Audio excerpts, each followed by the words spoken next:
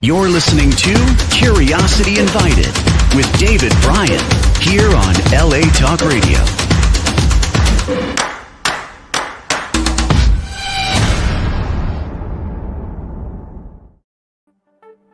Hello, my name is David Bryan, and this is Curiosity Invited, a podcast inspired by endless curiosity. Tune in for an open-minded conversation about interesting and important things.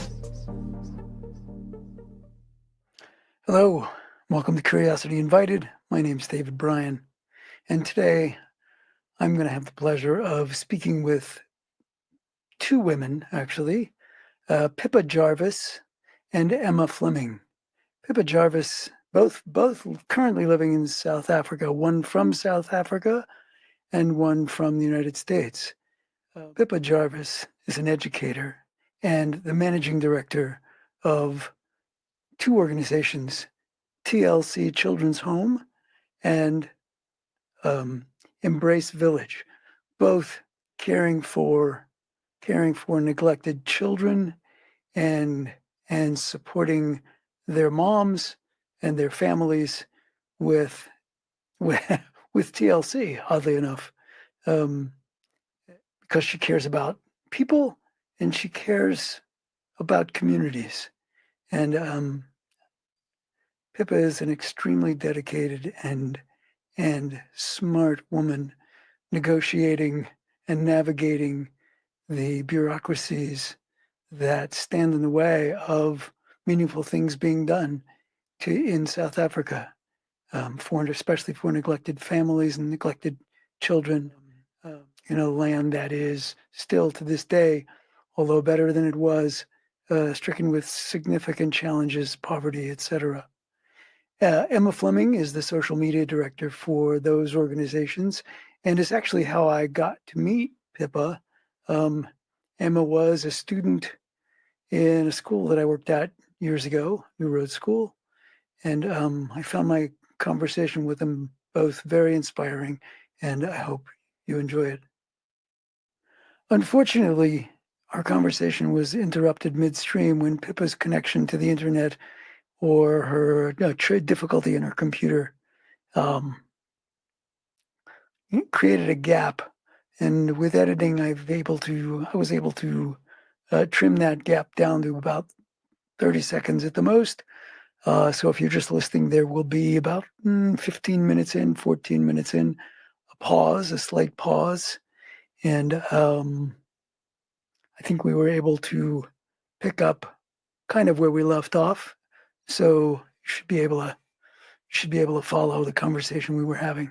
And now Pippa Jarvis and Emma Fleming. And then anything we don't want, we can always just edit out. So here it is. Well, welcome to Curiosity Invited, and thank you both for being here, Pippa Jarvis and Emma Fleming. So in my proper introduction of Pippa, I spoke of her as I didn't know if you were the founder, but I knew that you were the managing director of TLC Children's Home. And my mother was the founder, David. My mother was the founder. When did she begin it? In 1993, when South Africa was just in the cusp of its democracy, and also in the height or part of the height of the HIV/AIDS pandemic. So a lot going on in our country at the time. So your mom started it. Wow, that's wonderful. Yeah. And I was 16. Has she formally passed the baton, or? Yes, yeah. She retired in 2015, and I took over the reins, and we've been going since then. And does she still look over your shoulder and say, "What are you doing that for?" No, she's very gracious, and she manages her own lane very nicely. That's good. That's great. That's great. But you are the director at the moment. And Emma, what do you do there? Well, so I'm a specialized intern. So I'm not a normal intern because I have such a high degree. I have a bachelor's in social work and a master's in public health. So I originally came on to help do the Mother's Hope project. So it was to help mothers in need. And my role kind of switched. So now I'm in charge of social media as well as fundraising. Now you're in charge of social media. Yeah. Yeah. And I'm now there Pippa's, is a thing in the world. Yeah, it is. And I'm Pippa's personal assistant as well. So, you know, Pippa will say, hey, do this. And I'll say, I'll do it. I got you. So I'm her marketing director. I try to, you know, sell Pippa out to the world. I got it. I get it. And the other thing I should say, just truth in advertising. I know Emma from a previous lifetime. I don't mean that in the previous lifetime way, but in the in an earlier time in each of our lifetimes. You know, Emma was a student at the school that I ran. So, and I think you were a junior when I left, right? I left at the end of your junior year. I think you were my end of my sophomore year because I graduated in 2014, so it could have been junior. Yeah, no, year. that was junior year because I left at the end of 2013. Okay, yeah, so. No, I mean, I came into that school halfway in the middle of the year, didn't know anyone, and was just fully accepted into the community. It was an amazing experience going to that high school. Yeah. And I know you're smart because, like, you know, I know when we went to school, so. Yeah. I like to think I am. And now you're a married woman. Yes. I got married in January to a South African that I met at a small little bar in a very small little town. And we fell in love, and I was deciding I was graduating with my master's, and I was like, what was I going to do? I thought about the Peace Corps, got into the Peace Corps, then got denied for medical reasons. And then that's when I stumbled upon TLC. And I was like, okay, Pippa, you're doing my dream job, because after my first trip to South Africa, I always knew this is home. This is where I want to be. So I'm very, very lucky. So now the big reveal. So TLC Children's Home. What is it? What does it do? Why did it get started? We know your mom did it. Yes, it was started by my mother, as we discussed. She was really moved at the time by the plight of children in the system. So because of the transition from apartheid to democracy, and because of the huge numbers of children coming into the system as orphans and vulnerable children from consequences of the HIV/AIDS pandemic, she really wanted to make a difference and an impact. And so our family decided we were going to do what we could to make the world a better place. And we started bringing in children who had no other options, trying to raise them within our family for as long as they required until we could find other permanent families for them. We never wanted children to live in institutional life for their whole lives. That was never our goal. We always believed in building families. And so for 30 years, we did that, over 1,000 children through our home, and just really working hard to be that bridge as they transitioned from vulnerable to amazingly well looked after children, and then into families that were then permanently their home. But South Africa's had lots of transitions, not just from democracy. There's been some other really big struggles in our country. And one of them is that our government social service is really problematic. And so we no longer run a children's home in the residential care center sort of sense of the word. Now we run it more as a daycare center for children in crisis. So the children do return back to their families, because our goal is to keep families together. But we offer really intense support during the day for families who have food insecurity issues, gender-based violence issues, unemployment, children of foreigners, where they can't access, healthcare, education, or employment. So these are children who are struggling with, not having enough food on the table, not feeling safe at home, having no opportunities educationally. So we've evolved from a children's home to a children's center, but still focused on keeping families together. And so are the names TLC and Embrace Village sort of interchangeable? So they are becoming that way. So Embrace Village was set up as a not-for-profit company, whereas TLC was a not-for-profit organization. And it hamstrung us a little bit in terms of being able to generate our own income. If you're a not-for-profit organization, you're entirely charitably driven. whereas a not-for-profit company allows us to take some of our learnings of the last 30 years and translate them into workshops, into training, start to generate some projects that are initiatives that will drive some funding into the organization and into the families. So we've got a very integrated approach. For example, a family that arrives here in need could very easily fit into our system and be developed to a place where they are helping generate the income and reaping some rewards from that, not just in terms of accessing the support we provide, but actual real money in their bank accounts from what they produce. And so at any one time, how many kids, families, et cetera, are you working with? So currently we have 45 households that we support. And of those 45, there's approximately 115 beneficiaries. That includes parents and children because we are a holistic approach. So our philosophy is called Reviving the Village. The idea that everyone has the right to belong, but that everybody in a village gets comfort, they get connection, and they get a place to contribute their energy. So we work really hard to draw all of that in appropriate spaces for the beneficiary. If it's a child, it's much more around comfort and connection. If it's an adult who's wounded, then it's around connection and contribution.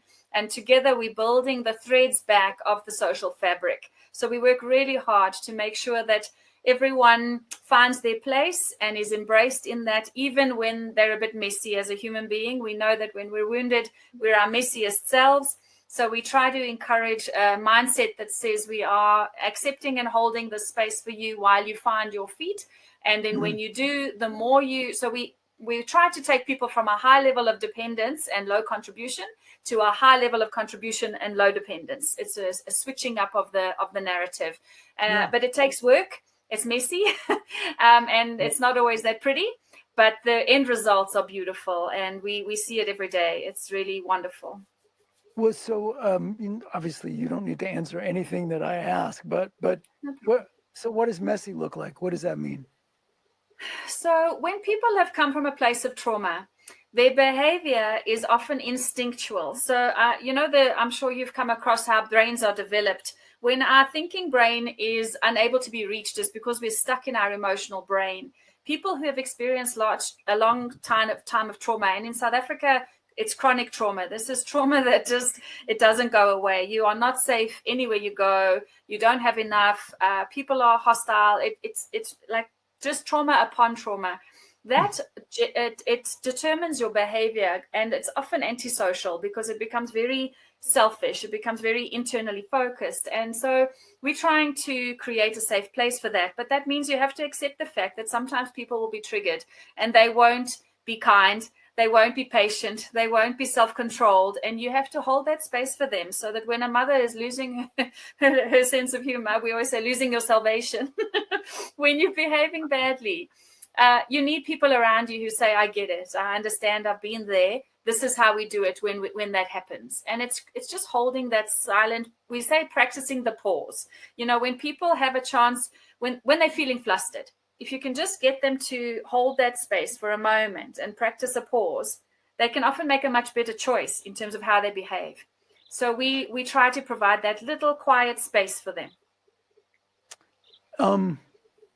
When you speak about that with other people who are not necessarily participants in the program, do you ever get the reaction that's like, well, no, what they need is more discipline, or what they need is and I'm asking that because I know, my attitude when I was working at the school was, kids, sometimes parents, but kids would act out, as they say, right? Act out and wouldn't be behaving the way we all want. And my response was most often talking to them, and people would be pissed off at me because well, what, you're not doing it, you're not punishing them, they need punishment. It was and my attitude was always, well, it takes people a while to get to be who they are. So it's going to take a little time for them to get to be somebody else. Exactly, So, to undo that behavior. So we love little like phrases, catchphrases that help remind people. So for example, I said practicing the pause. That's like a little mantra around here. So when you see somebody struggling, you say, let's practice the pause. But there's a couple of other ones we use. And it's, of course, in our environment, it's lucky because we also have children. So often when we're teaching the lesson, we use the children as the example, although it's as appropriate for the adult. Sure. So we often say needy isn't naughty. So children who are acting out is because there's not a need that's been met. There's a need that's not been met. Let me say that. Mm-hmm. And so when we meet the need, the behavior will change. But you have to give them the tools to be able to change, to be able to behave differently. So it's about equipping their toolbox. It's about understanding that needy behavior isn't naughty behavior. And then there's one part that we try to explain to adults is that especially people from trauma, you can halve their chronological age if they've been exposed to trauma. So their behavior will reflect the halved chronological age. So a 30-year-old who's losing their sense of humor will behave like a 15-year-old. And a 15-year-old who's losing their sense of humor will behave like a 7-year-old. And you can really see it in action. And when you see it, it's so much easier to manage because you don't take things personally. You start to recognize that, oh, actually some of that behavior, well, none of that behavior is about me. It's all about what's going on with that person. And when you don't take it personally, you can help hold space. You can help embrace them safely. You can build a relationship of trust where people can be vulnerable. And then you gradually grow them until that behavior starts to fall away. But it takes courage. It takes courage to hold people in their messy spaces. And patience and sometimes strength and I guess I'm curious, where so 145 people. Yeah. So how many people work with at TLC or Embrace Village? How many people work there?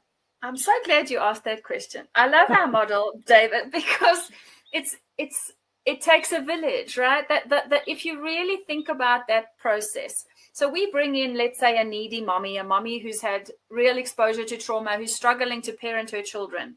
In our community are many needy mommies, but mommies who aren't all having a bad.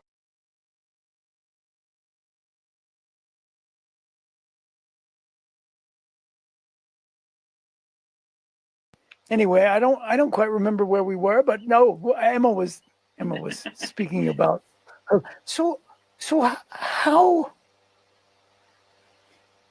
big a problem is the problem you're trying to solve, in recognizing that, you know, anytime any kid, well, maybe anytime anyone, but certainly anytime any child is not being cared for, it's a huge problem. But sort of setting that aside, is it a huge problem in South Africa? Children who are abandoned, children who are sort of fending for themselves, children who are just simply not cared for? It's a really huge problem, David. So the statistics of abandonment alone are that there are 10,000 abandonments that happen in a year, but only 1/3 of those children survive abandonment. So 2/3 pass away because of abandonment, and the other 1/3 survive, which leaves you about 3,000 children coming into the system annually who will require families or institutional care for the rest of their lives. It's a massive number. Then you add to that children who are neglected, who are with other caregivers. So children who aren't in the system, recorded in the system, but who are being cared for by teachers or neighbors or church bodies, things like that.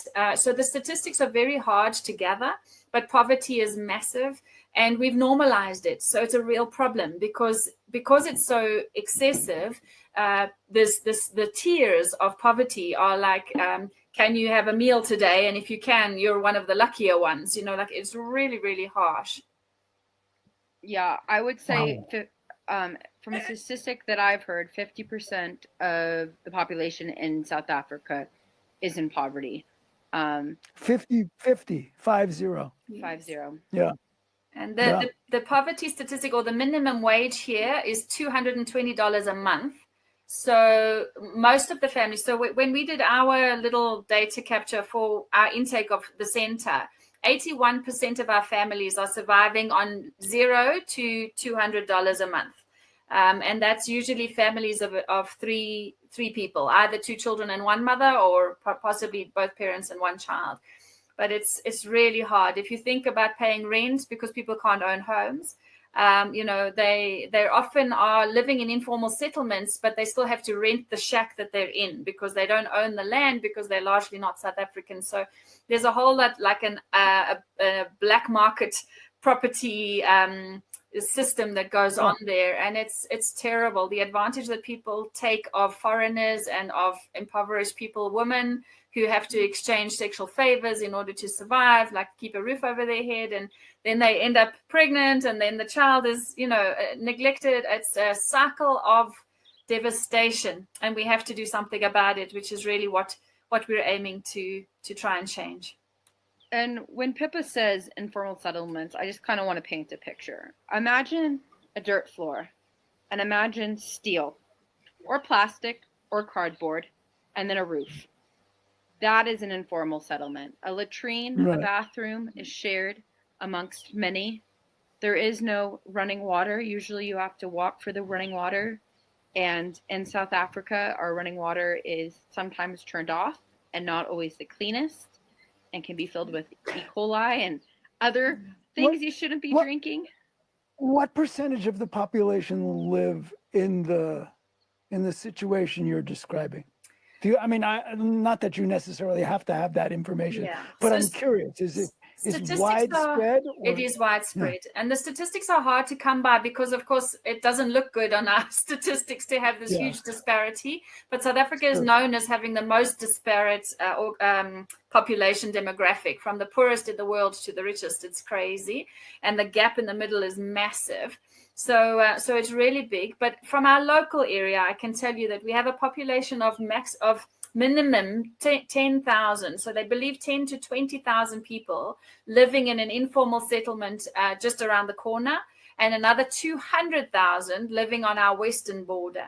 So TLC is like a little utopia in the middle of real devastation. And we have a waiting list almost double what our capacity is.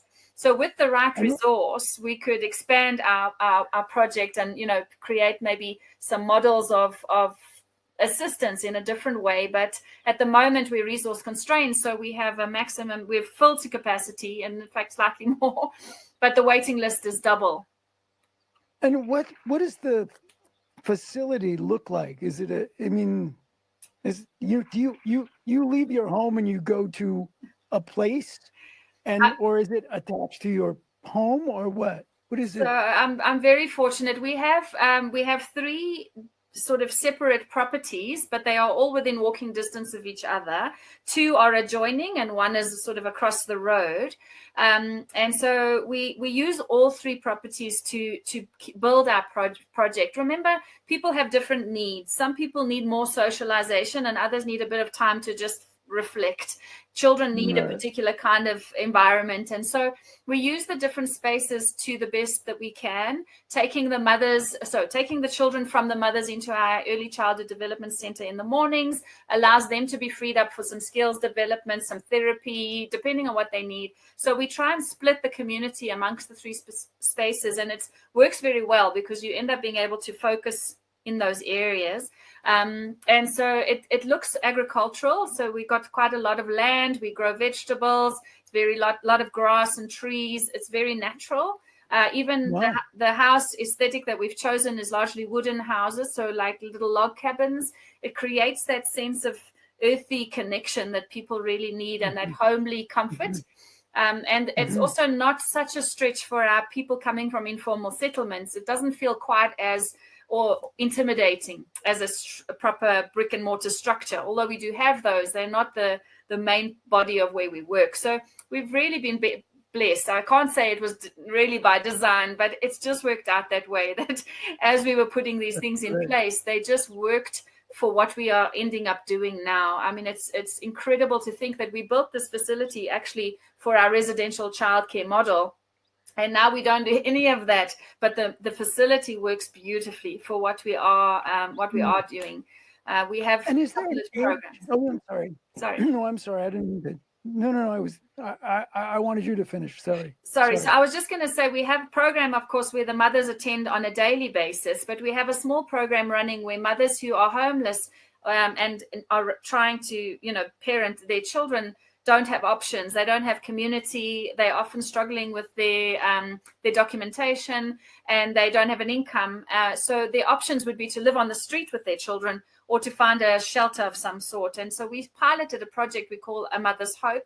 And it's a 3-year commitment to families, mothers who have found themselves discharged from hospital with infants and no home to go to, where they come and they live with us. And we give them maternity support, we give them parenting training, therapy, interventions, and all with the aim that by the end of their time with us, which we call graduation, they'll be employable. Mm-hmm. So we have mothers who have mm-hmm. done diplomas in education. We've done mothers who have done project management. We've got ones who are just skills related. So they're doing entrepreneurial work. And the idea is mm-hmm. to build a financial base for them so that when they leave, they don't have to hook their life onto a provider who at some point will change the rules on them, which is mostly how these women have ended up in this situation in the first place.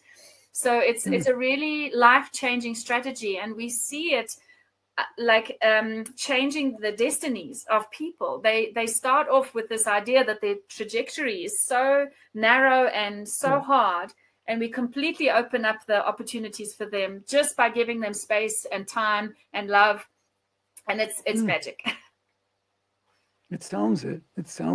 Is there an age group that you like? We only work with kids up to the age of 14 or whatever it is. Is there, or do you try to focus on the youngest kids, or whoever's in need can walk in the door? So people do just walk in the door all the time, but our skill set, of course, is related to children under 6 largely, but a village doesn't look like that. So we work with all the elements of a village. In fact, we've even got a program for the elderly who come and visit and give the babies cuddles, and they give the mothers some wisdom and advice, and we're building community across the generations.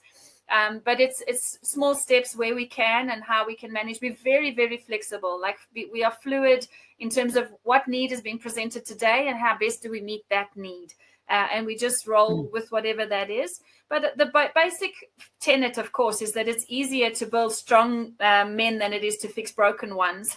So let's start as young as possible and do as much as we can to make sure that the foundation they're getting is solid, because we know from science that the resilience you can build into a child before they are 3, it will stand the test of time. So for us, that's a huge focus, is mothers who are still expecting their babies, remove the stress, give them what they need, make sure that they feel capacitated to be good moms, and then help them do that, at least for those first 3 years. And then after that, you can pretty much rest assured that the foundation you laid is a good one. If we can do that, that is a real win. So for us, that's really a big part of what we do. But of course, you can't do it without all the other parts. And there are lots of broken parts. So we just putting it together as best we can, like pieces of a puzzle. Yeah. You made, I apologize for my ignorance, but you made reference before to the numbers of people who are not South African, right? And they're struggling getting their papers. So what is that about? South Africa. Where are the immigrants from? Are there a lot of them? Yeah. South Africa has got so many layers of challenges. One of which is that our reputation in the African continent is one of wealth, because of course we had the gold mines, we had huge economic investment, and after apartheid we were seen as having streets paved of gold. That idea has really permeated all the way up north of Africa. And anyone who watches global news will know that Africa has got some real problems, from climate change disasters to political instability to massive gender-based disparities, like huge problems. So people come to South Africa seeking a better life, seeking hope, the same way they do in the States, I'm sure. They believe that we will offer them opportunities they can't get at home. The problem is that we also have a lot of tribalism, a lot of xenophobia. So although our borders are porous because we have poor policing and problems with immigration, we end up absorbing a lot of people into the communities who then, if you're talking about a female in this instance, for example, she will come to South Africa and she'll immediately hook herself onto a provider, someone who can give her a safe place to stay in exchange for whatever favors he requires. The problem comes in that a lot of South African traditionally male mindset is not around safe sex. So you'll have no condoms, you'll have no birth control, you'll have very traditional mindset, a lot of violence. The women end up pregnant and they're no longer desirable. So they get kicked out with their infant. And in African cultures, abortion and birth control they're problematic topics. So the mothers will carry their children, but then collapse. There'll be no way to sustain their family. So abandonment is then the next sort of trauma that is experienced. So it really is systemically a big problem. And for us, we just see human beings. We don't see paperwork. We don't see tribes and nationalities. It's really, what do you need? And can I meet that need? If I can, I'm going to do that. And I'm not going to ask about all the other stuff. And it's not my battle to fight. I would love to be able to say that we could live in a just world where everything worked fairly, but I can't fight that battle. All I can do is be kind to the people who walk through my door and hope that the world will be a little bit gentler for it. Emma, I mean this. I mean this as a serious question. It's going to sound facetious, but given what Pippa just described, why the hell did you end up in South Africa? My parents and everyone else asked me that too. I don't know. I saw a need. I first came here on a study abroad with SMC, and I was just really taken aback by the history, about the apartheid history, and then diving deeper, learning about the HIV epidemic here and how it spread here and how it's still spreading here and how it's so different than the HIV epidemic in America. I mean, it affects young women and children. I mean, thank God for ARVs, but now we see, because of ARVs, we see a loss of a generation, and we see a loss of a generation. What I mean is, well, let's say 10 years ago, the people that were dying of HIV, their kids were being raised by their grandparents. And these grandparents were the ones who were in apartheid. So they didn't have the proper education. They didn't have the proper foundation. They had trauma. And then they were raising these children without knowing how to move on from this. And I think that need just really brought me here. And then when I came back in 2018, I volunteered at 2 children's homes that were nothing like TLC. These were appalling. The amounts of human rights violations I saw at these children's homes that do have registration and are funded by the government is insane. I mean, just the politics. And that what really brought me back. And then I came in 2022 to do hospice work out here because I'm certified in palliative massage, or hospice massage, so end of life massage. And then I met my husband, and then I met TLC. I mean, the country, despite all of its problems, it's beautiful. I mean, you go out and it is beautiful outside. We have sunshine. We have pretty good weather most of the time besides winter. The people are really nice. I mean, I personally have not faced any discrimination or crime. Well, the people are amazing, and they just want to love and be loved. And if you're able to do that, it's a pretty awesome place. I mean, yes, it's really hard. I mean, driving to TLC, I pass 2 townships and I see struggling moms, and I see teen moms, and I see little 6-year-olds walking to school by themselves. And I see kids in the back of buses without seatbelts and car seats, and mom and dad are having the kid in the front seat with a cigarette in the hand. And you're just like, oh my God, this is a public health nightmare. But despite all these problems, it's a beautiful country. And I mean, the people are awesome. And I mean, I love it here. I mean, it feels like home. I mean, I was in LA for 2 weeks, and it was hard for me. I felt very disconnected because I've been here for the last 2 years, and I've adjusted. Being in LA, I mean, it's hard. It's hard. It's a challenge. It's a challenge. I now live in Wyoming, in rural Wyoming, and you know, going back to Los Angeles, it's sort of shocking. How did I do this for that long? But you just mentioned the education piece. So you're working with these young kids. Are you also providing education, or do they go off to school? And how does that work? So we are allowed to provide early childhood development education, which is up to age 6. In South Africa, you start first grade at age 7. So we can do mostly up to grade 6. And remember, these are children who if it wasn't for us, they would get no ECD, no early childhood development. So we're navigating our registration for that. But in the meantime, we are allowed to provide it, largely because the parents attend. So it's not as if we're taking the children away from the parent and, removing them from that security. The parents attend. So it's safe for the children. But part of what we're kind of finding a niche in is these children who fall through the cracks. It's so interesting. Children who have got significant trauma, and trauma affects your ability to learn and to progress academically. So unless we deal with the trauma, they're never going to progress academically. And South Africa has no resource. They don't have enough special schools. They don't have remedial, government funded remedial education streams, anything like that. So unless you're in the mainstream, you're not in school. And it's ridiculous. You can't just sideswipe a whole generation of traumatized children from education. So the consequence is that the government keeps them in school, but our pass rate or our pass requirement is 30% of what you learn. That will suffice to pass you to the next grade. So children are promoted, they're condoned, into the next grade, and they can't read. By grade 11, they still can't read.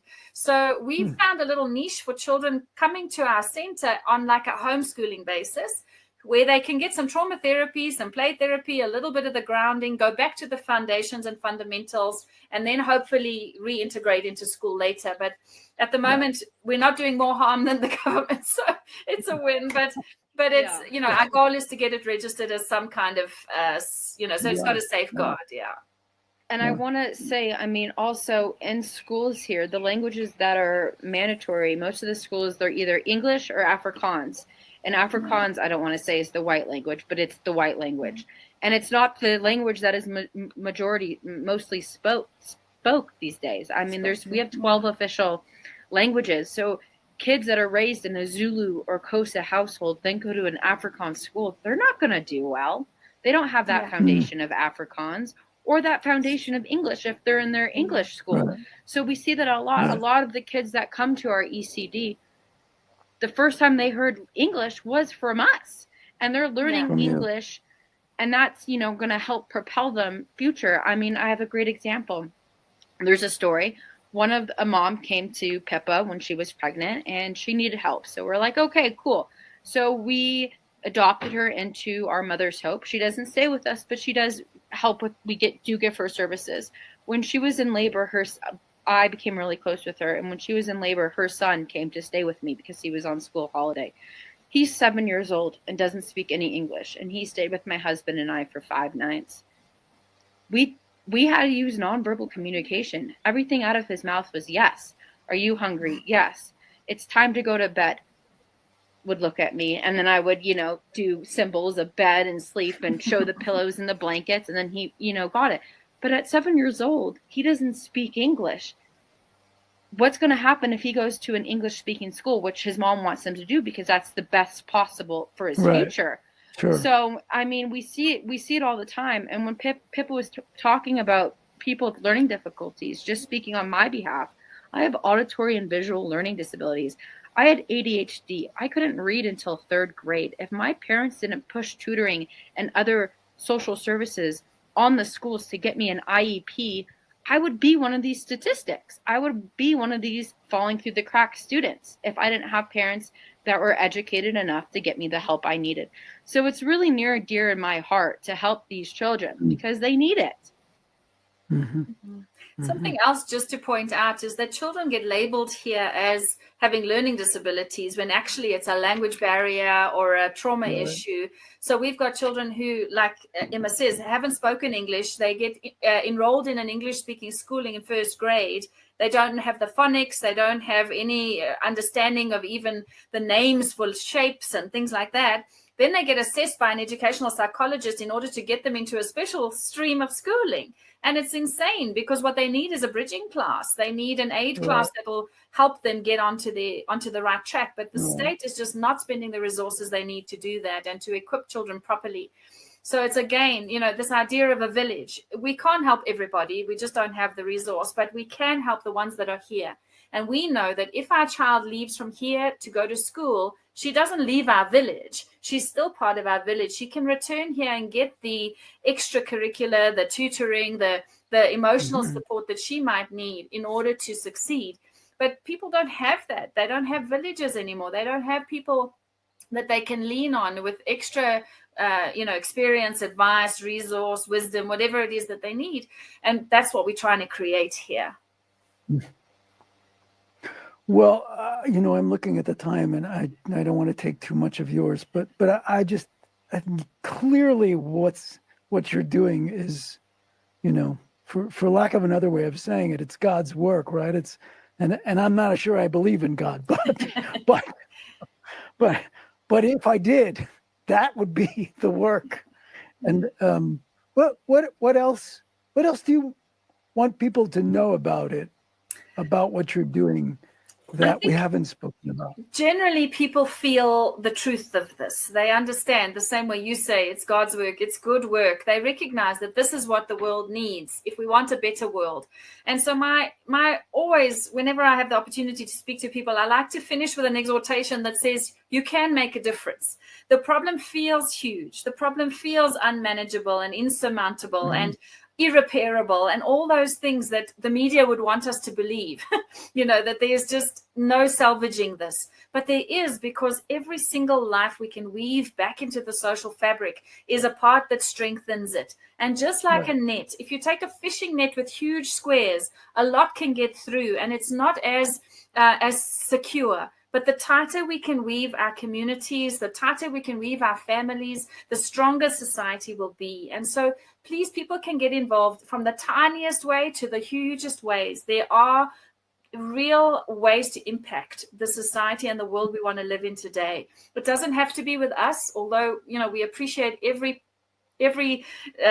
kind of part of support that comes our way. We recognize that in every community, this need exists. The need for community, the need for collaboration, the need for comfort, connection, contribution, they exist in every community. So do what you can, do what you feel called to do, but don't do nothing.